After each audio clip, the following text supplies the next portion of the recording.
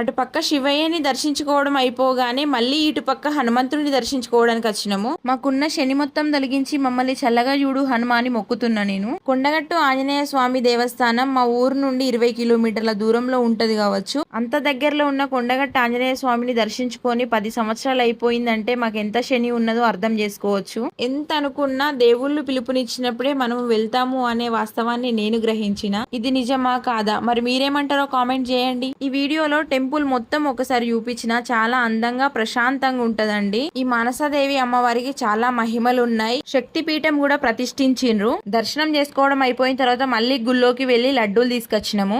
దేవుడి సన్నిధికి వెళ్ళినప్పుడు మనకి ఎంత బిజీ వర్క్స్ ఉన్నా కనీసం ఒక 5 నిమిషాలైనా కూర్చోవాలంటారు కదా. మేము కూడా కాసేపు కూర్చొని ఒక లడ్డూని 50-50 తినేసి మళ్ళీ బయలుదేరినాము. లింగాలకి అభిషేకం చేస్తున్నప్పుడు వీడియో తీసిన చెల్లెనే మళ్ళీ వీడియో తీసిందండి. ఆ చెల్లికి మళ్ళీ థ్యాంక్స్ చెప్తున్నా. మేము మా బైక్ దగ్గరనే చెప్పులు విడిచి వెళ్ళి